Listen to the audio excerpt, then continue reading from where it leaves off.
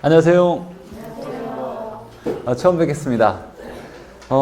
이제 1년 동안 부동산 학개론을 같이 공부하게 될 황재원입니다. 만나서 반갑습니다. 박수 크게 치셔도 괜찮아요. 제가 이제 오늘 첫 수업이니까 잠깐 이제 수업을 나가기 전에 오리엔테이션 및 제가 이번에 31회 시험 봤던 거 잠깐만 말씀드리고 어떻게 준비해야 될지에 대해서 소개를 시켜드릴게요. 자, 첫 번째 이제 31회 얼마 전에 봤죠. 10월 31일에 봤던 시험인데, 자, 그 시험이 어땠는지 잠깐 좀 살펴보면 대부분 아까 제가 좀 질문을 던져보니까 처음 공부하시는 분이 대부분이었지만, 자, 시험 난이도는 전반적으로 좀 중에 가까웠어요. 중에 가까웠는데 난이도는 전체적으로는 중이었는데 체감 난이도는 좀 어렵다라는 말이 좀 많이 있었어요. 그 이유만 좀 해석하면 되는데, 체감 난이도가 좀 높게 느껴졌던 것은 난이도가 매우 높은 문제가 좀 많이 나왔어요. 전년에 비해서. 보통 학개론에서 우리가 거의 손을 못 대거나 손을 대서 풀 수 있다라고 생각이 들어도 시간이 너무 오래 걸려서 절대 손 대면 안 되는 문제가 보통은 한 3-4문제가 출제가 됐는데, 올해 31회에서는 7-8문제가 난이도가 매우 높은 문제가 출제가 됐어요. 근데 사실 우리가 좀 생각해야 될 것은 7-8문제는 고득점을 맞는데 전혀 필요 없는 문제죠. 1차에서 이따가 좀 말씀드릴 텐데, 사실 매우 난이도가 높은 문제가 3문제가 나왔다, 7문제가 나왔다, 8문제가 나왔다, 이건 전혀 중요하지 않아요. 근데 사람들이 느끼기에 중간중간에 매우 어려운 문제가 나오다 보니까 이렇게 어려워 라고 하면서 멘탈이 좀 무너져서 체감 난이도가 높아져서 좀 긴장한 상태다 보니까 초조하고 해서 실수를 좀 많이 했던 분들이 아마 좀 고배를 좀 마셨을 수 있을 것 같아요. 자, 어찌됐거나 난이도가 매우 높은 문제가 좀 많이 출제가 됐는데, 반대로 난이도가 많이 높아졌다는 얘기는 나머지 다른 문제가 더 쉽게 나왔다는 얘기를 의미해요. 역시나 마찬가지로 난이도가 매우 낮은 문제도 많이 출제가 됐어요. 그래서 60점을 맞추기 위한 24문제를 풀기 위한 문제는 사실 난이도가 많이 높지는 않았어요. 상대적으로 난이도가 높아진 문제가 있는 반면에 다른 중위권의 문제가 난이도가 낮아졌기 때문에 사실 오히려 합격하는 데는 좀 더 수월했을 수도 있다라고 볼 수 있어요. 물론 이제 다시 공부하시는 분들이 이런 말을 들으면 좀 저한테 반발을 할 수도 있겠지만 사실은 그래요. 분명히 이제 나중에 시험을 다 끝나고 채점을 하면서 돌이켜보면 공부가 어느 정도 됐던 분들은 자기가 본인이 실수했다는 걸 분명 깨달을 거예요. 사실 우리 시험은 고득점이 아니라 60점을 맞으면 합격하는 시험이니까 제가 오늘 내내 계속 얘기할 것은 어려운 문제는 버려도 괜찮아요. 분명히 제가 앞에서 가르치는 입장이다 보니까 어려운 내용도 다 설명을 해드리긴 할 테지만, 만약에 공부하다가 처음에 어렵게 느껴지는 부분이 있다라면 그냥 넘어가셔서 자연스럽게 계속 공부를 해나가시는 게 중요해요. 왜냐하면 우리 공부는 한 번 딱 처음부터까지 공부하고 시험 보러 가는 게 아니라 이론 정리를 3번 이상 공부할 거고, 문제풀이를 역시 3번 이상 문제풀이를 할 거예요. 처음부터 끝까지 총 7번 이상씩 공부를 하게 되니까 처음에는 어렵게 느껴졌던 것도 나중에 2번, 3번 공부하다 보면 좀 더 쉽게 느껴져서 훨씬 수월하게 짧은 시간에 이해할 수가 있어요. 처음에 어려운 문제를 만약에 공부하는데 한 1시간 넘게 걸렸다. 나중에 가면 한 5분만 지나면 쉽게 이해할 수 있는 내용도 많이 있어요. 어려운 문제는 쉽게 그냥 모르더라도 넘어가도 괜찮아요. 굳이 알고 넘어가려고 고집을 부리지 않아도 괜찮다라는 거. 어찌됐거나 31회 시험에서 난이도가 높은 문제가 좀 많이 출제됐지만 상대적으로 난이도가 낮은 문제가 또 많이 출제되어서 24문제 이상을 맞추는 데는 크게 어렵지 않다고, 난이도가 매우 어려운 시험이라고 보기엔 좀 어려워요. 근데 많은 사람들이 좀 학개론이 더 어려웠다라고 얘기를 하긴 하는데, 제가 생각하기에는 그렇게 난이도가 많이 합격하는 데 있어서는 전체 난이도는 많이 높아졌어요. 근데 24문제를 맞추는 데는 그렇게 어렵지 않았다라고 좀 생각이 들어요. 역시나 좀 저의 주관이 좀 섞일 수 있는 얘기예요. 자, 중요한 건 이제 난이도가 높은 문제를 결국 과감하게 패스하거나, 스킵이라는 말은 건너뛰는 걸 스킵이라 그래요. 항상 문제 풀이할 때마다 여러분들이 이제 머릿속에 생각해야 될 것은 40문제가 한 과목에 40문제가 출제가 되는데 이 40문제에 이 문제를 모두 다 풀려고 달라들면 안 돼요. 어려운 문제는 과감하게 패스해도 돼요. 얼마까지 과감하게 패스해야 되느냐? 이건 제가 이따가 다시 좀 설명을 할 테니까. 결국 이제 이번 시험에서도 난이도가 높은 7, 8문제를 과감하게 패스하고 시간이 좀 남는 거에 기본적인 문제를 실수하지 않게 배웠던 걸 꼼꼼하게 잘 풀어냈으면 합격하는데 크게 어렵지 않았을 거라고 생각이 들어요. 자, 그래서 앞으로 이제 문제풀이를 계속 할 텐데 문제풀이 할 때 어려운 문제는 과감하게 패스하는 거예요.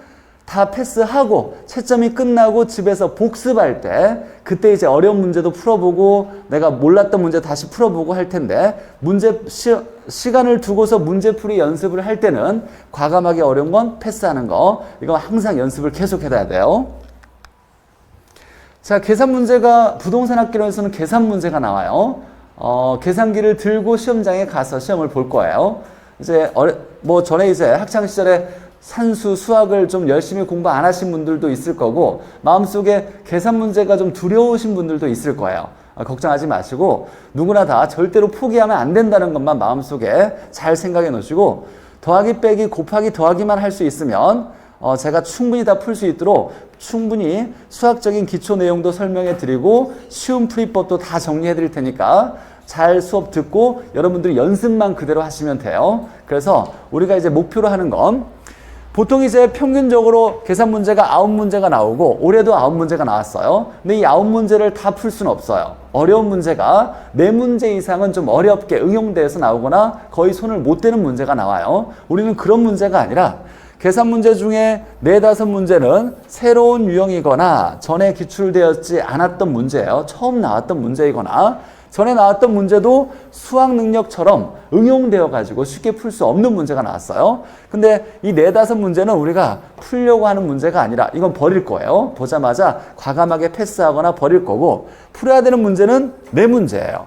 자, 4문제면 우리가 총 40문제가 100점 만점이니까 한 문제 2.5점씩이에요. 그러면 4문제면 10점에 해당되는 점수에 해당되는 문제 문항수겠네요. 이 4문제가 학계론에 60점을 넘기냐 못 넘기냐에 가장 중요한 역할을 해요. 기본적으로 모든 시험은 난이도가 낮은 문제와 중간 문제와 난이도가 높은 문제가 출제가 되는데 이 계산 문제는 난이도가 하 문제가 없어요. 난이도가 중이거나 상 문제가 다예요. 9문제가 다. 그럼 난이도 중위권의 문제 내가 4문제를 맞춰서 10점을 맞아놔야 60점을 넘기는데 전혀 어려움이 없어요. 그래서 이제 같이 1년 동안 공부를 해 나갈 텐데 여러분 마음속에 절대로 계산 문제 포기하지 않겠다라는 마음을 좀 가지고 있어야 돼요. 계산 문제 제가 끝까지 제가 잘 설명해 드릴 테니까 포기하지 않겠다는 마음만 가지면 제가 다 잘 설명해 드릴게요.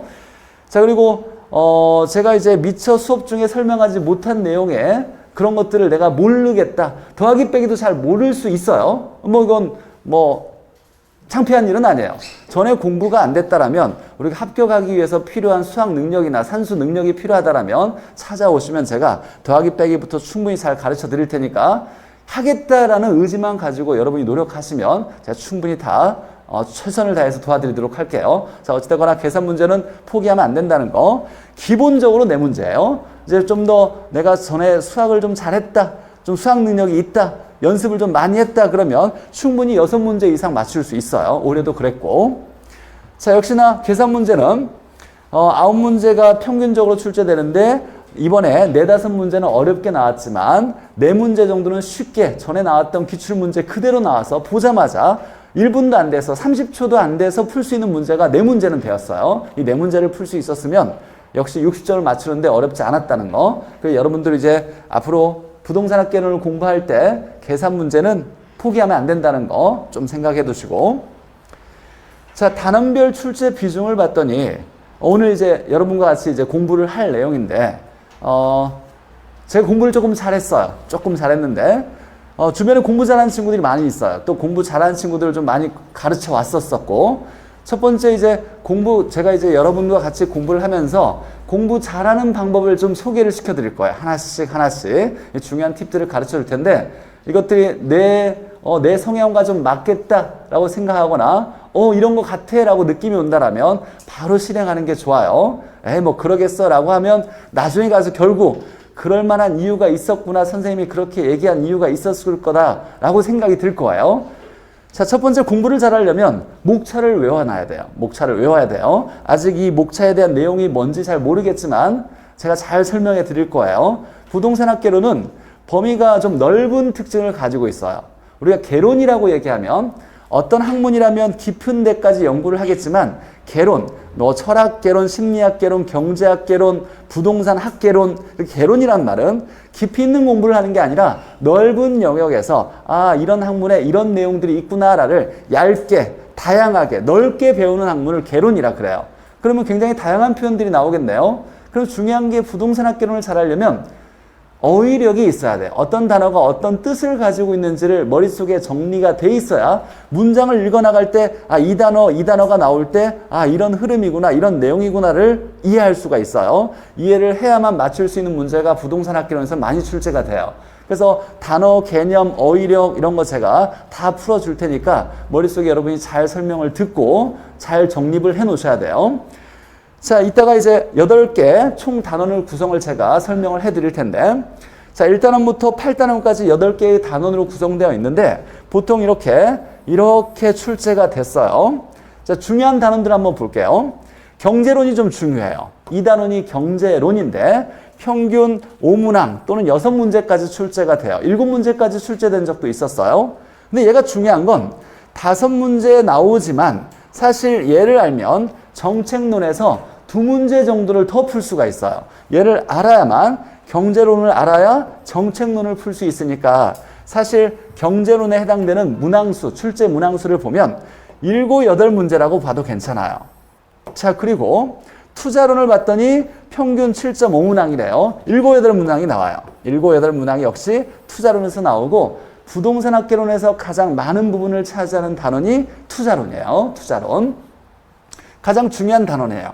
사실 부동산학개론을 왜 배우냐라고 물으면 뭐라고 대답하는 게 가장 우리가 이제 원리적으로 가장 들어맞는 답이다라고 얘기했을 때 이유가 뭐냐면 투자를 잘하기 위해서요. 부동산에 대해서 잘 배우고 부동산 시장에 대해서 우리가 원리를 잘 배운 다음에 뭘 하기 위해서? 투자를 잘하기 위해서요. 투자한다는 건 뭘 한다는 거예요? 부동산을 사는 거죠. 그냥 사는 게 아니라 뭔가를 기대하고 부동산을 사는 거야. 뭘 기대해요? 수익을 기대하는 거죠. 수익을 예상하거나 기대하고 부동산 사는 걸 투자라 그래요. 결국은 투자를 잘하기 위해서 부동산학을 배우는 거예요. 중요한 단원이고. 자, 그 다음에 감정평가가 7.5문항, 보통 7문제 정도 출제가 돼요. 감정평가는 좀 어려운 과목이기도 한데 사실 우리는 7문항을 다 맞추려고 노력하지 않을 거예요. 가장 기본적인 것만, 쉬운 것만 배워서 한 4문제 정도를 충분히 맞출 수 있게, 4, 5문제만 맞출 수 있게 공부할 거고, 어려운 거 한두 문제는 그냥 버리라고 제가 좀 얘기를 해드릴 거예요. 어려운 공부니까 어려운 걸 다 알려고 노력할 필요는 없어요. 어찌됐거나, 자, 그러면 2단원 경제론과 투자론과 이 감정평가, 물론 이제 금융론까지 포함되긴 하지만 이 단원들은, 노란색으로 칠해진 이 단원들은 외워서 문제를 풀 수가 없어요. 반드시 원리를 이해해야만 이걸 문제에 적용해서 문제를 풀 수가 있어요. 이해가 중요해요. 수업을 열심히 듣고서 여러분들이 이제 문제풀이까지 연습을 하겠지만 이해가 중요하다는 거. 나머지 단원들은 사실 기본적인 암기만으로도 문제가 풀 수 있어요. 그리고 이제 단순하게 암기할 부분이 있다라면 제가 충분히 이제 쉽게 암기할 수 있도록 암기 코드 같은 걸 여러분과 제시할 거예요. 그럼 같이 이제 말하면서 수업 시간에도 같이 얘기해야 돼요. 말하면서 머릿속에 좀 자연스럽게 자리 잡게 노력을 할 거고. 자, 그래서 중요한 단어는 경제론, 투자론, 감정평가고, 금융론 일부가 굉장히 이해가 바탕으로 해야 문제가 풀리니까 중요한 단어이라 생각하시면 돼요. 사실 이 경제론과 투자론과 감정평가론에서 20문제 이상이 출제가 돼요. 반절 이상이 나온다고 보시면 되는 거예요. 굉장히 중요한 단원이에요. 경제론, 투자론, 감정평가. 우리가 이제 11월, 12월 이제 기초 이론 단계인데, 인문과정에 해당되는 기초 이론 과정에서는 11월, 12월 달에서는 제가 경제론과 투자론을 좀 이해시켜 주는데 노력을 많이 할 거예요. 자, 여기서 잠깐 좀, 이번에 31회 때 출제됐던 문제를 보니까 사실 이제 거의 비슷하게 출제됐는데 특이한 단원이 하나가 있어요. 어떤 단원이냐면 얘예요. 투자론이 3문제밖에 출제되지 않았어요. 30년 동안 처음 있었던 일이에요. 31회 봤는데 그동안에 이 투자론이 5문제 밑으로 나온 적이 없었는데 보통 평균 7, 8문제가 나오는데 올해 3문제가 출제됐어요. 자, 그러면 내년에는 어떻게 출제가 될까요? 투자론이 조금 나올까요? 많이 나올까요? 많이 나올 거예요. 분명히. 보통 이제 우리가 시험에 대한 출제 경향을 분석했을 때 31회 때 나왔던 답에 해당되는 지문이나 문제 유형은 32회 때 바로 그 다음에 출제될 가능성이 높다 낮다? 매우 낮아요. 31회 때 나왔던 답이 32회 때 답으로 절대로 나온 적이 한 번도 없어요. 그러니까 31회 때 나왔던 지문이나 답이 되는 문제나 이런 것들은 32회 때 나올 가능성이 낮으니까 우리 이제 올해 이제 11월, 12월과 내년도에 공부해야 될, 중요하게 생각해야 될 단어는 뭐냐면 투자론이에요. 이 투자론이 사실 내년에는 이제 합격을 좌지우지하는 굉장히 중요한 단원 역할을 할 거라고 생각이 돼요. 자, 이따가 이제 단원별 설명을 할 테니까 그때 좀 설명을 들으면 어느 정도 이 단원에 대한 내용이나 체계가 이해가 좀 될 거고.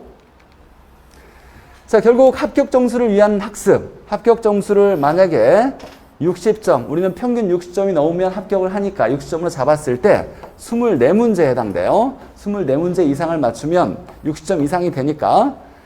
자, 올해 시험도 역시 마찬가지로 이렇게 출제가 됐어요. 보통 난이도가 가장 높은 문제가 3, 4문제가 출제가 되는데 8문제가 출제가 됐어요. 자, 그리고 기본적으로 공부만 좀 어느 정도 했다. 마지막까지 내가 공부만 좀 했다. 그러면 18문제는 충분히 맞출 수 있는 문제가 나왔어요. 그럼 결국은 이 난이도 중에 해당되는 문제, 자, 18개에서 24개를 맞추려면 6개 이상을 맞추면 되겠네요. 자, 근데 계산 문제가 다 난이도 중상에 해당되는 문제라 그랬어요. 그러면 기본적인 문제 18개를 맞추고 계산 문제를 포함해서 여기에서 6개만 맞추면 24문제를 맞추는데 전혀 어렵지 않았을 거예요. 제가 지금까지 강의를 하면서 보니까 계산 문제를 3, 4문제 이상 맞췄다라고 했을 때 학계론 때문에 1차에 떨어졌던 사람은 본 적이 없어요. 진짜로 그래요. 앞에 웃으시는 분이 있었어. 실제 그랬을 수도 있다라고 이따가 한번 얘기를 한번 해볼게요. 어찌됐거나 계산 문제가 굉장히 중요한 역할을 해요. 자, 그래서 계산 문제를 절대 포기하지 말아야 된다는 거 다시 한번 제가 강조드리고 24문제를 맞추는 데 있어서는 기본적인 문제에다가 난이도 중에 해당되는 문제, 계산 문제를 포함한 문제에 충분히 6, 7개 정도를 맞추면 24문제 이상 맞추는데 어렵지 않을 거라는 거예요. 잠깐 제가 이제 이건 뭐 소개를 좀 시켜드리면 30일의 기출문제와 제가 이제 강의했던 자료에서 어떻게 출제가 됐는지 소개만 시켜드릴게요. 아직 이제 공부를 안 했으니까 이 내용에 대한 구체적인 내용은 잘 모르겠지만 소개만 좀 시켜주면 제 교재 중에 이제 혼공이라는 책이 있어요. 제가 이제 여러 가지 특강 자료라든지 교재를 보면 혼공이라는 타이틀을 앞에다가 썼는데 부제목으로 혼자 공부할 수 있는 혼을 담은 공부책 이렇게 생각하시면 돼요. 많은 뭐 여러 시리즈가 있는데 그 중에 핵심 키워드라는 책이 있어요. 핵심 키워드에 해당되는 들어가야 되는 단어를 이렇게 네모칸 빈칸을 쳐놔서 여러분들이 이제 공부해서 이걸 딱 보고 빈칸에 들어갈 게 뭔지 이렇게 채우는 거예요. 뭐 빵꾸노트 같은 것도 들어봤을 거예요. 그런 비슷한 거라고 생각하시면 되는데 자, 보니까 총론에서 11번 지문에 이런 게 있어요. 자, 표준산업 분류에서 관련 서비스업에는 관련된 표준산업 분류에서 부동산업에서 관련된 서비스업에는 관리업과 업으로 구분된다 이렇게 나왔는데 여기에 들어가는 말이 중개업, 그 다음에 자문업, 그 다음에 평가업이에요. 중개, 자문, 평가업으로 구분된다 이렇게 쓸 건데 자, 중개는 우리가 공인중개사 자격증 따는 이유가 중개 때문이죠. 중개업을 얘기하는 거고 자문은 상담을 얘기하는 거예요. 상담을 영어로 컨설팅이라 그래요. 투자 상담을 얘기하겠죠. 내가 누군가 부동산을 사려고 하는데 야 이거 사는 게 좋겠냐 투자하는 게 좋겠냐 이렇게 오면 돈을 받고 어부를 한다는 건 돈을 적당한 보수를 받고 일을 할 수 있다는 얘기예요. 그래서 투자 상담할 수 있는 걸 자문업, 컨설팅업이라 하고 평가는 감정평가업을 얘기해요. 자, 이런 지문이 있었는데 이렇게 나왔어. 이번에 표준산업 분류상 부동산은 관련 서비스업에 해당되지 않는 것은 이렇게 나왔는데 자 그러면 해당되는 것은 관련 서비스업에는 관리업이 있고 중개자문평가업이 있었으니까 자 관리업이 여기 있고 여기 관리업이 있죠. 관리업은 해당되는 거고 그 다음에 중개자문평가업이니까 중개업이 있어요. 자 중개업을 하면 대리업도 할 수 있어요. 공인중개사 자격증을 따면 경매대리 할 수 있을까요? 법적으로 경매대리도 할 수 있어요. 중개대리도 할 수 있을까요? 당연히 할 수 있어요. 그러니까 중개업에 대리업도 포함되어 있는 거고 자, 그 다음에 여기에 자문업이 있죠. 투자 상담, 투자 자문업. 해당되지 않는 건 4번 이렇게 되겠네요. 이렇게 찾으면 되는 거였고. 자, 그 다음에 경제론에 보니까 절량의 예로는 이렇게 뭐 있는데 굉장히 많아요. 절량과 유량을 구분하는 내용이 있는데 자, 근데 우리 시험 최근 10년 동안에 나왔던 절량의 예가 뭐가 있었냐면 이렇게 암기 코드를 했어요. 제자가 통부인이다. 이렇게 제가 외웠어요. 뭐 암기 코드 어렵지 않죠? 물론 이 제자가 아닌 건 알아요. 제자가 통통한 부인이다 이렇게 생각하면서 이 제자는 재고를 얘기하고 이 자자는 자산이나 자본을 얘기하고 자자로 시작하는 거. 이 가자는 가격이나 가치를 얘기하고 통화량, 부채, 인구수, 인구 이렇게 얘기하는 거예요. 이게 최근 10년 동안 나왔던 절량이에요. 우리 시험에 나왔던 거. 제자가 통부인 이렇게 외웠는데 자 보니까 유량의 경제병수는 모두 몇 개인가? 절량 아니면 유량이에요. 그러면 절량 이거 제자가 통부인을 빼면 나머지는 다 유량이라고 보면 되는 거예요. 자 그러면 여기서 이렇게 제시됐을 때 유량의 예가 물어봤으니까 절량을 빼면 되겠네요. 절량은 제자가 통부인이니까 여기 자산 있어요. 자산. 자본도 있네요. 제자자의 자산 자본. 자, 그 다음에 통화량 있죠. 통화량은 우리나라에 존재하는 화폐 양을 얘기해요. 화폐량, 통화량. 이렇게 제자가 통부인 중에서 3개 빠지니까 나머지는 유량이 되겠죠. 그래서 3개라고 답을 체크하면 됐었던 거였고. 자, 경제론에서 보니까 다음 시간에 배울 건데 이제 우리는 경제론을 중심으로 이제 배워 나갈 거니까 거미집 이론이라는 게 있는데 수렴형이 될 조건이 뭐냐라고 했을 때 수렴형이 될 때 이렇게 제가 암기 코드로 이렇게 외웠어요. 수탄, 공기 이렇게 외웠는데 탄력성은 수요가 크고 기울기 크기는 공급이 크면 수렴형이다. 이건 이제 무조건 외울 거예요. 암기 코드로 같이 공부하면서 물론 무조건 외우라고 하는 게 아니라 제가 이해시켜 주고 이해를 바탕으로 암기를 할 거예요. 이해만 하면 합격할 수 있을까요?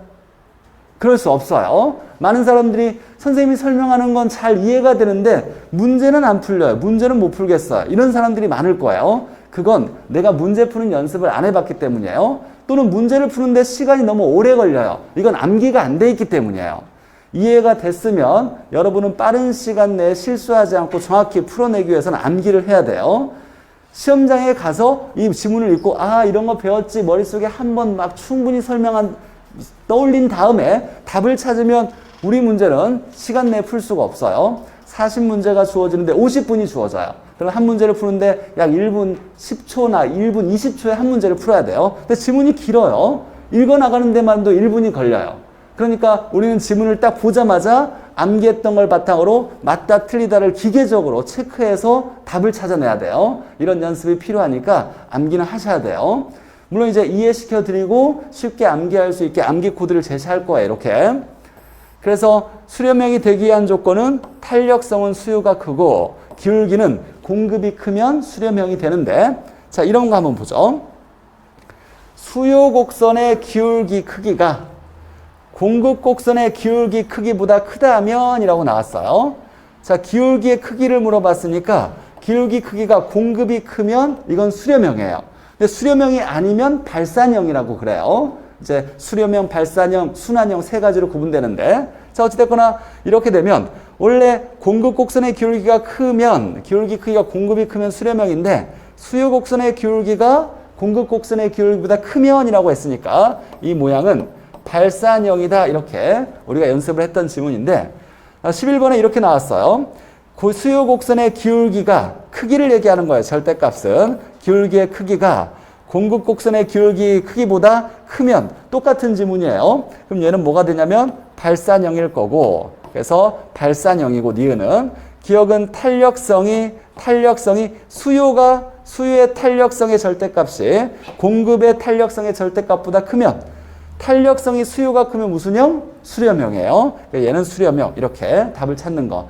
이런 문제가 24문제 정도는 된다는 얘기예요. 계산 문제까지 포함해서. 그러면 합격 점수 60점을 맞추는 데는 크게 어렵지 않을 거예요. 물론 이런 걸 해내기 위해서 1년 동안 열심히 공부해야 돼요. 그냥 딱 그냥 보자마자 답 찾을 수 있는 건 아니고 이해를 해서 이와 관련된 여러 가지 사례나 예나 활용된 예까지, 지문까지를 해석해야 되니까.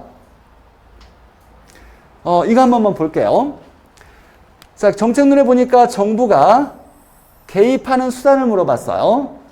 그리고 이제 특히 11월, 12월 달에는 제가 얘기하는 거의 모든 단어들의 풀이를 제가 설명해 줄 거예요. 그럼 머릿속에 잘 정리해 놔야 돼요. 그냥 듣고 흘려 넘어가면 안 되고 머릿속에 이런 단어가 이런 뜻이구나를 잘 정립을 해놔야 되는데 우리 부동산 시장은 완전할까요? 불완전할까요?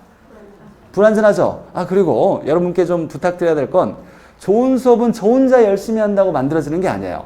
저도 물론 수업 준비를 열심히 해와서 열심히 열정적으로 강의를 하고 하겠지만 여러분이 도움을 주셔야 돼요. 여러분이 그리고 수업에 같이 참여하셔서 같이 얘기하고 저하고 피드백도 주고받으면서 열심히 설명했는데 잘 이해가 안 된다라면 제가 다른 또 방법을 찾아내서 또 이해시켜 주려고 노력을 할 거니까 여러분들 계속 표현하고 얘기를 하고 대답도 해주셔야 돼요. 자, 정부의 이제 개입을 얘기하는데 우리 부동산 시장은 완전하지 못해요. 불완전해요. 그럼 불완전하다 보니까 시장에서 많은 문제가 발생하는데 가장 대표적으로 우리가 학문적으로 시장이 실패한다 이런 얘기를 해요. 시장의 실패가 일어나요. 그럼 정부는 가만히 있어요? 아니면 바로 잡으려고 해요? 바로 잡으려고 할 거예요. 그럼 정부는 불완전한 시장을 바로 잡기 위해서 개입을 하겠죠. 자, 개입을 하는 방법이 있을 텐데 개입하는 방법을 뭘로 하냐면 법이나 제도 같은 걸로 개입을 해요. 올바르게 바로잡기 위해서. 그렇게 정부가 부동산 시장에 개입해서 바로잡기 위한 수단이나 방법을 정부의 정책이라 그래요. 정책. 그럼 정부가 정책을 펼치는 이유는 뭐 때문에? 부동산 시장이 불안전하니까 뭔가 문제가 있으니까 바로잡기 위해서 정책이라는 걸 펼치는 거예요. 그럼 정책은 뭐냐 그러면 정부가 부동산 시장에 개입하는 방법을 얘기하는 거예요. 개입하는 수단을 얘기하는 거예요. 자, 어찌되거나 정부가 부동산 시장에 개입을 하는데 뭘로 개입하냐? 정책으로 개입을 해요. 정책으로 개입을 할 때 직접 개입하냐, 간접 개입하냐 이렇게 두 가지로 나누는데 자, 간접 개입하는 것이 뭐가 있냐면 이렇게 외울 거예요. 개발 보조금. 역시 어렵지 않아요. 한 단어 같아요. 개발 보조금. 이 개발은 뭐냐면 개발로 시작되는 단어들이 있는데 어떤 게 있냐면 개발이익 환수 제도라는 거에 개발 부담금 제도가 있어요. 개발 부담금. 들어봤을까요? 우리나라에 개발 부담금 있어요? 없어요? 시행되는 제도예요? 아니에요? 시행되는 제도? 맞아요. 현재 시행되고 있어요. 약 25% 정도를 정부가 개발 부담금으로 가져가는데 여기에 해당되는 것이 개발에 해당되는 것이 개발 부담금이고 이 보자는 보조금 제도예요. 보조금. 이 조자는 조세를 얘기해요. 뭘 조세라 그래요? 세금을 조세라 그러죠. 세금. 이 금자가 금융정책을 얘기해요. 금융정책. 자, 이따가 또 설명하겠지만 금융은 뭘 줄여서 금융이라 할까요? 금융이 뭐냐 이렇게 얘기할 때 자, 금융이 뭘까요? 편하게 대답해도 괜찮아요. 틀려도 괜찮아요. 틀려도 뭐라고 안 해요. 네. 맞아요. 대출이에요. 정확한 답이에요. 물론 이제 완벽하게 우리가 학문적으로 해석은 따로 하겠지만 금융이라는 건 자금을 융통하는 것을 금융이라 그래요. 자금 융통을 줄여서 이렇게 금융이라 그래요. 자, 부동산 투자하려면 돈이 필요하죠. 근데 내가 5억짜리를 살려고 하는데 꼭 내 돈 5억이 있어야 된다? 그래요, 안 그래요? 안 그렇죠? 내 돈 3억만 있어도 2억을 조달해서, 자금을 조달해서 투자할 수 있을 거예요. 그럼 조달하는 첫 번째 방법은 뭐예요? 빌리는 거죠. 빌리는 걸 우리가 대출한다 그래요. 그래서 금융의 가장 대표적인 예는 대출이에요, 대출. 자, 근데 나라에서 대출을 해줄 때 무조건 대출을 원하는 만큼 해주는 건 아니죠. 야, 빌릴 수 있는 만큼을 부동산 가격에 해당돼서 얼마까지 빌려줄게. 그리고 이거 빌려줬을 때 네가 갚을 수 있는 능력이 있는지 내가 한번 따져볼게. 어떤 규제를 설정해서 이 기준에 해당되는 것까지만 돈을 빌려줘요. 그래서 주택을 담보로 해서 돈 빌리는 걸 주택담보대출이라 하는데, 주택담보대출 시 대출 규모를 정하는 것이 뭐냐면 LTV와 DTI예요. 들어봤어야 돼요. LTV, DTI. 영어로 외우면 돼요. 우리말로 읽을 때는 담보 인정 비율을 총부채 상환 비율이라고 하는데, 분명히 이렇게 영어로 쓰일 거니까 영어로만 우리가 해석하면 되는데, 이게 이제 대출 규제와 관련된 거예요. 여기 금융에 나오는 거야. 그래서 LTV, DTI 이렇게 될 건데, 자, 어찌되거나 이것도 역시 수십 번 외울 거야, 같이. 개발 보조금이 정부의 간접 개입이다. 자, 봤더니 그러면 13번에 정부의 직접 개입이 해당하는 것은 모두 몇 개냐 이렇게 물어봤어요. 그럼 간접 뺀 나머지가 직접이라고 보면 돼요. 자, 그러면 개발 보조금이니까 개발 있는지 봤더니 여기 있어요. 개발 부담금. 개발 이익 환수 제도의 개발 부담금. 얘는 간접이니까 제끼고, 조세, 세금이니까 조세에 해당되는 거죠. 여기에 조세에 해당되는 거. 자, 그 다음에 DTI 나왔으니까 금융정책에 해당되는 거예요. 그럼 이 세 개는 간접 개입이니까 나머지는 다 직접 개입이겠다 해서 기역, 니은, 비읍 이렇게 답이 되는 거예요, 직접은. 자, 물론 뭐 얘는 무수히 많이 있지만 이런 걸 뭐 제가 이렇게 했다라고 자랑하려고 하는 게 아니라, 앞으로 공부하면서 이런 과정들을 여러분이 충실히 하면 홍공에 있는 핵심 키워드 정리만 잘했어도 70점 이상은 충분히 맞을 수 있었을 거예요.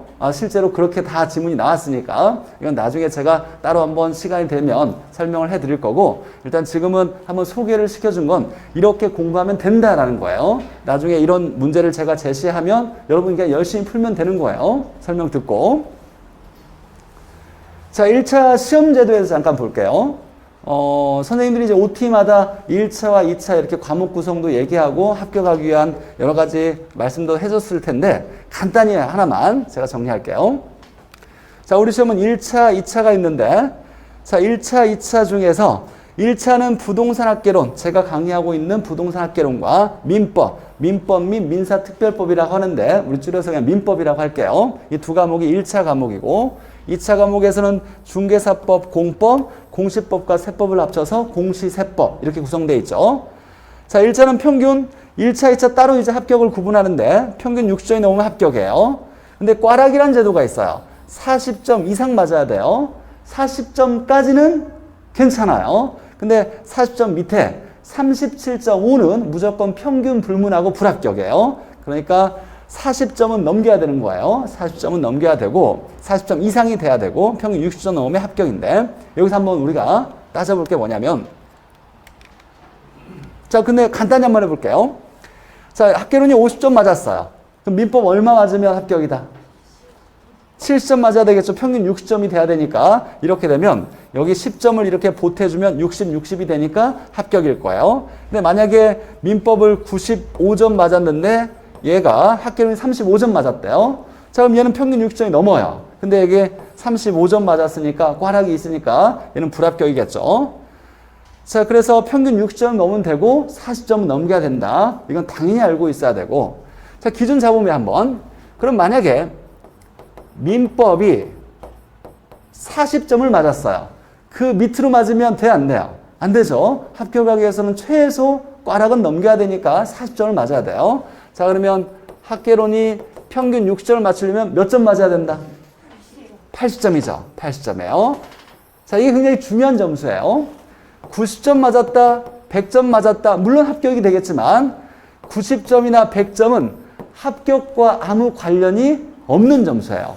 두 과목밖에 없다 보니까 1차가 하나를 최소 점수를 맞았다라면 40점이에요. 꽈락은 면해야 되니까. 그러면 합격하기 위해서 다른 한 과목은 최고 몇 점을 맞아야 되냐면 80점을 맞으면 되는 거예요. 85점을 맞았다, 90점 맞았다, 100점 맞았다, 이건 합격과는 아무 관련이 없어요. 그럼 1차 과목은 최고 점수가 몇 점이에요? 합격하기 위한 최고 점수는 80점이에요. 80점 이상은 점수가 의미가 없어요. 합격과 아무 관련이 없는 점수예요. 그냥 기분만 좋다 뿐이지 의미 없어요. 그러면 80점이 최고 점수니까 20점에 해당되는 문제가 8문제예요.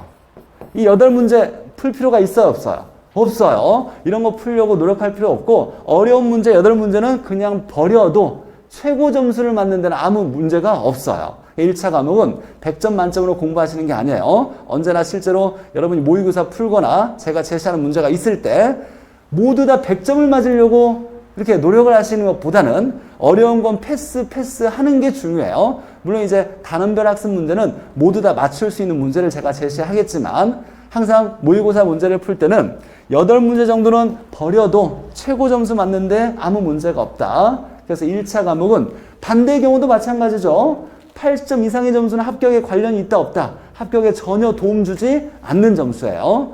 민법이든 학개론이든 최고 점수는 80점이니까 8문제는 항상 모의고사 볼 때 버려도 괜찮다. 이렇게 생각하셔도 괜찮아요.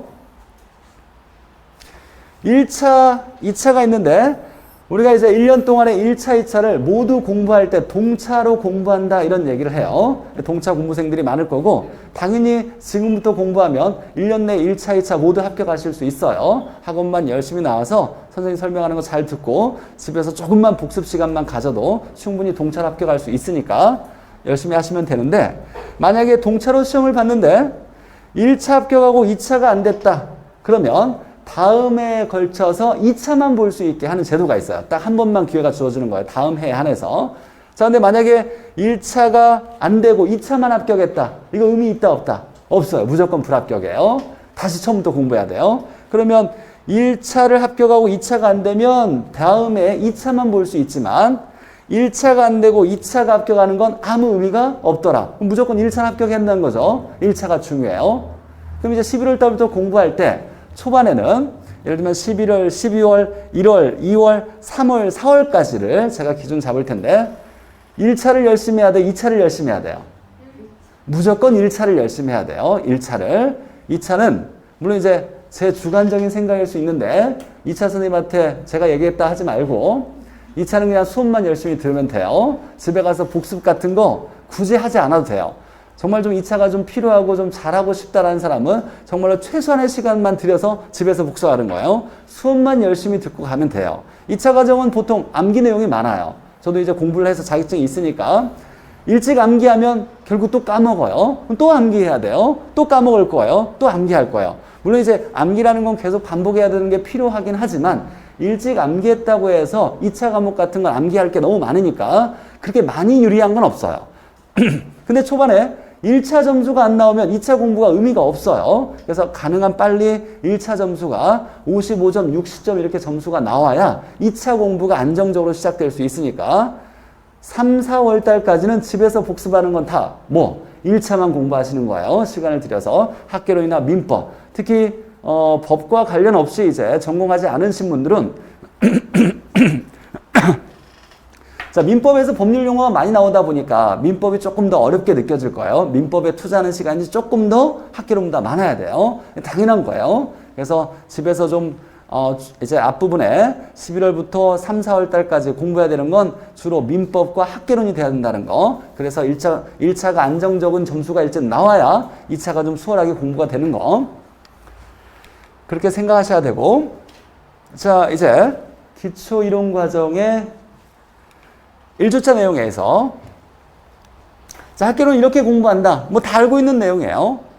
우리가 학개론, 부동산학에 대한 개론을 얘기하는데 이 개론은 이제 넓은 영역에 걸쳐서 부동산학이라는 게 이렇다라고 길잡이를 이렇게 넓게, 얇게, 깊은 데까지 공부하지 않아요. 얇은 개념들을 다양하게 원리 정리를 해주는 게 부동산학 개론인데 그래서 다양한 어휘가 등장해요. 어휘도 다양하게 등장하고 개념도 다양하게 등장해요. 근데 중요한 건 이것들을 뭐 해야 되냐라고 나오냐면 이해하는 것이 중요하대요. 암기가 아니라 다양한 어휘와 개념들을 이해해야 자연스럽게 풀어나가고 너무 많이 나와요. 이걸 다 암기할 수 없어요. 그러니까 이해하는 걸 중심으로 가야 되고 특히나 또 원리를 이해해야만 풀 수 있는 문제가 등장해요. 아까 얘기했던 뭐 2단원의 경제론, 그 다음에 5단원의 투자론, 그 다음에 감정평가나 또는 뭐 금융론 같은 건 이해할 수 없으면 문제를 손을 못 대요. 이해가 중심이 돼야 한다는 거.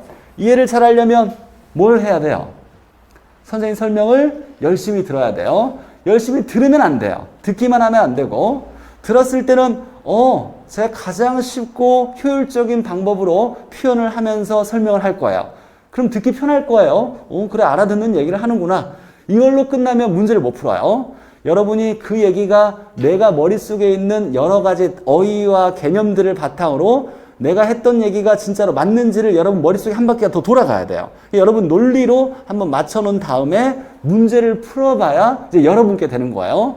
그럼 저는 열심히 잘 설명을 하겠지만 여러분이 해야 될 건 머릿속에 그 설명이 맞는지 한번 더 고민해보고 이걸 한번 돌려야 돼, 그 내용을. 그리고 문제를 풀어봐서 머릿속에 있는 개념을 내 방식대로 풀어낼 수 있는지를 확인해야 돼요. 부족하다면 또 계속 연습을 해야 되고 어찌됐거나 첫 번째는 설명을 잘 듣고 여러분이 노력하셔야 되는 건 분명하고 여러분 논리로 한번 풀어내고 문제 풀어야 돼요.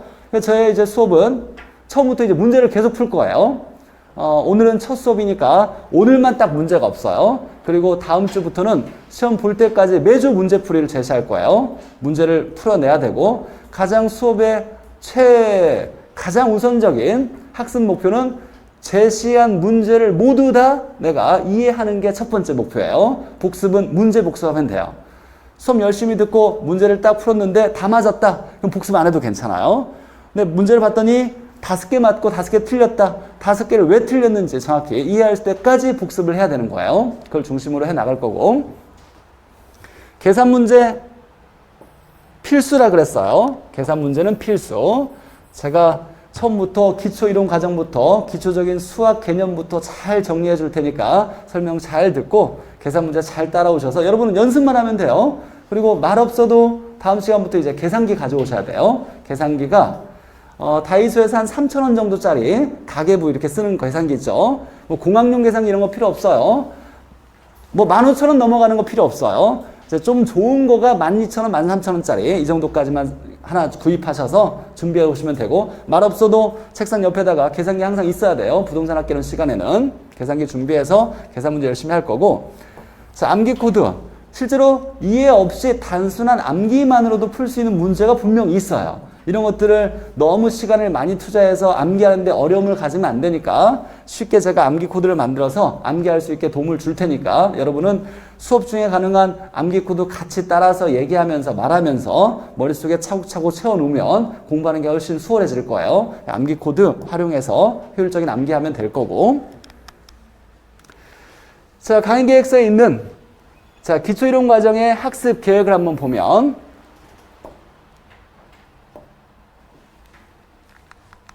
자, 첫 번째, 오늘 이제 공부할 내용이에요. 차례, 목차. 이해하고 암기한대요. 이해하고 암기해야 돼요. 공부 잘하는 첫 번째가 목차를 머릿속에 반드시 정리가 돼 있는 다음에 내용을 공부해야 돼요. 목차도 모르고서 내용만 공부하면 나중에 뭘 공부했는지 몰라요. 항상 내가 목차를 머릿속에 잘 정립해 놓고 그 내용을 배울 때 그 목차에 해당되는 거에 잘 집어넣어야 나중에 시험 볼 때 첫 단원부터 마지막 단원까지 나올 때 필요한 내용을 효율적으로 빨리빨리 끄집어내서 실수하지 않고요. 문제 풀 수 있으니까 목차 외워야 돼요. 사실 이건 학기론뿐만 아니라 모든 과목이 그래요. 사실 모든 과목 공부할 때 선생님들마다 좀 중시하는 게 좀 다를 수 있겠지만 목차를 좀 공부해놓고 시작을 해야 돼요. 내용 먼저 공부하는 게 중요한 게 아니에요. 모든 책은 목차를 이제 정리하고 공부 시작해야 된다는 거. 자, 그 다음에 부동산 학기론을 이야기한 기본 개념과 용어 이런 거. 제가 이제 단어가 나올 때마다 부동산 학문과 관련된 개념들을 잘 설명해 줄 때마다 여러분 잘 모르면 정리해 놓고 체크해 놓고 이렇게 단어들을 개념들을 잘 정립해 나가야 돼요. 자, 금융은 뭘 줄여서 금융이라 한다? 금융은 잘 들었어야 돼. 아까 금융은 자금 융통을 줄여서 금융이라 그래요. 자금을 융통한다는 건 자금을 조달하는 거죠. 가장 대표적인 예가 뭐가 있다? 대출이에요, 대출. 그러니까 이제 앞으로 우리가 금융이 뭐냐 그러면 대출 받는 거, 자금 조달하는 거 이렇게 머릿속에 딱 떠올라야 돼요. 금융이란 단어가 나오면 대출 받는 거, 자금을 조달하는 거. 자금 조달할 때 남의 돈 빌리는 거죠. 이따가 좀 다시 정립을 할 텐데 어찌되거나 이런 개념을 설명하면 그냥 듣고 흘려 넘어가면 안 되고 내가 아는 거라면 다시 한번 확인하고 모르는 거라면 체크해놓고 집에 가서 다시 한번 네이버도 찾아보고 이렇게 해야 돼요. 자, 그리고 11월, 12월에는 처음부터 끝까지 가장 기본적인 기초적인 내용 이렇게 공부하지 않을 거예요. 제가 11월, 12월에 목표 잡은 것은 시험에 반드시 나오는 것만, 가장 중요한 것만 기초부터 천천히 여유 있게 설명하기 위해서 수업을 진행할 거예요. 그래서 시험에 반드시 출제되는 거.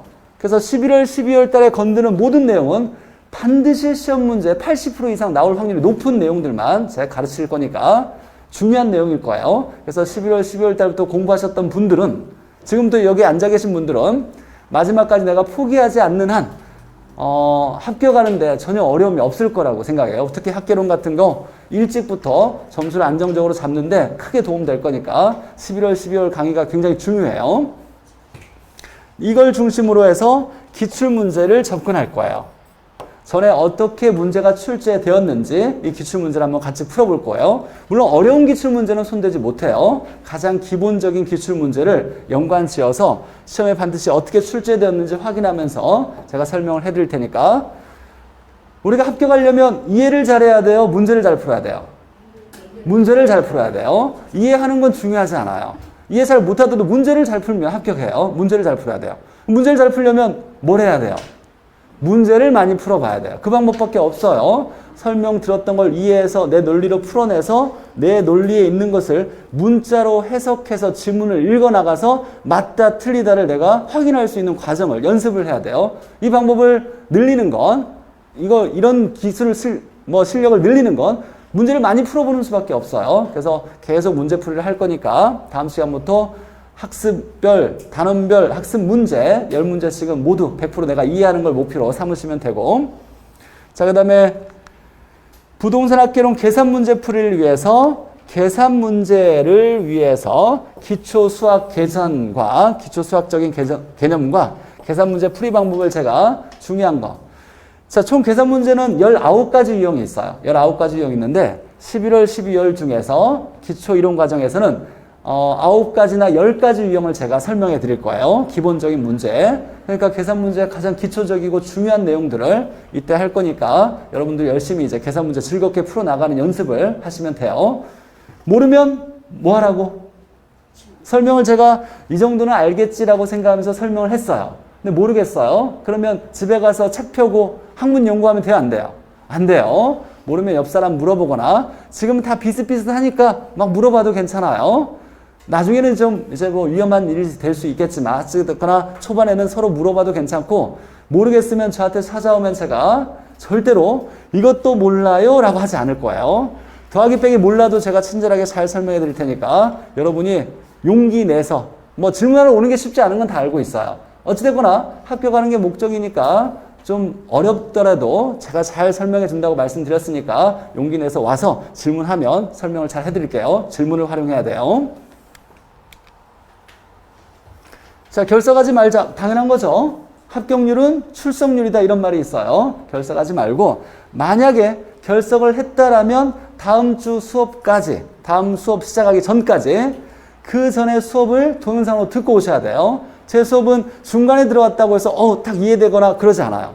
항상 다 연결된 수업을 진행할 거니까 만약에 결석해서 수업이 하나 빠졌다라면 집에 가서 동영상으로 반드시 듣고 그 다음 수업에 들어오셔야 돼요. 그래서 항상 수업을 계속 듣고 연결되어서 강의에 참여해야 된다는 거 결석하지 말고 결석했다라면 그 전 수업을 동영상 강의를 듣고 다음 수업에 참여해야 된다는 거. 그리고 저는 따로 집에서 막 시간을 많이 내서 공부하는 걸 이렇게 바라지는 않고 가능한 수업 중에 집중해서 이해하고 수업 중에 암기해버리는 게 좋아요. 물론 시간 지나면 까먹겠죠. 또 제가 반복해서 얘기할 거예요. 그래서 수업 중마다 가능한 이해하고 암기하려고 노력을 해요. 쉬는 시간까지 공부하라고 하면 화낼 수도 있겠지만 근데 쉬는 시간이 굉장히 효율적인 시간이에요. 공부한 걸 바로 확인하는데 쉬는 시간 3분, 5분 내가 투자한다는 것이 하루에 한 3번, 4번만 하면 따로 내가 독서실에 앉아서 공부할 때 1시간의 효과를 낼 수 있어요.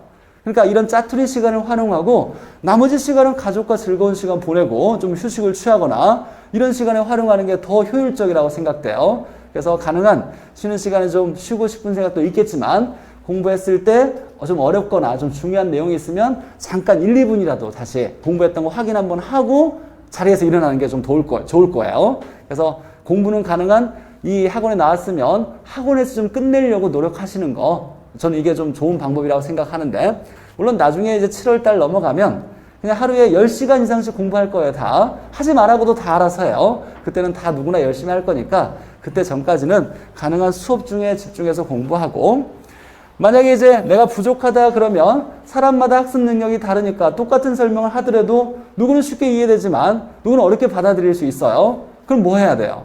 유전자를 탓할 게 아니라 부모님을 탓할 게 아니라 집에 가서 공부해야 돼요. 어쩔 수 없어요. 이건 뭐 합격하기만 하면 또 다른 세계예요. 자격증 따면 다시 또 뭘 해요? 실무에 나가 돈 버는 거죠. 돈 버는 능력은 또 달라. 공부 잘했던 사람이 돈 많이 버는 거 아닐 거예요. 저마다 타고난 능력이 다르니까 그건 좀 스트레스 받지 말고 좀 받아들이면서 이해가 좀 안 된 부분이 있다라면 집에 가서 좀 복습을 해야 되고 절대로 복습은 뭐 2시간 넘길 필요는 없어요. 1차만 하면 돼요. 제가 생각하기에는 1차만 한 3, 4월까지는 민법과 학개론만 복습을 하되 수업 내용을 집에서 복습할 때 2시간 넘기지 않고 1시간 정도 집에서 복습을 하고 근데 수업 잘 듣고 문제를 줬더니 문제 1문제가 아주 정확하게 잘 풀었어요. 의심되는 게 하나도 없어. 그럼 이제 복습할 필요 없는 거예요. 그래서 복습의 기준은 단원별 기초 문제를 100% 이해하느냐 못하느냐가 이게 목표예요. 이번 시간에는 첫 수업은 없고 다음 수업부터 매 시간마다 10문제씩을 줄 거니까 그 문제를 목표로 해서 모두 다 이해 나가는 걸로 하시면 뭐 쉽게 효율적으로 공부해서 합격할 수 있을 거예요. 암기는 선택이 아니라 필수라고 그러네요. 암기 코드 활용해서 가능한 수업 중을 통해서 같이 얘기하면서 여러분도 말 많이 하셔야 돼요. 틀리게 대답해도 괜찮아요. 틀리게 대답했으면 그것도 좋아요. 내가 한번 잘못 얘기하면 다시 한번 머릿속에 이게 틀렸다라는 게 한번 각인되는 계기를 마련할 수 있으니까 옳은 거 얘기하면 더 머릿속에 차곡차곡 이제 기억이 될 거니까 같이 좀 얘기하면서 암기해 나가도록 해요. 자, 그래서 이제 OT를 여기서 이제 마치기로 하고 잠깐 쉬었다가 우리 첫 번째 목표 차례 목차 이거 머릿속에 이제 이해하고 암기해야죠. 이해시켜 드릴 거니까 쉬었다가 목차 공부해 보도록 하죠.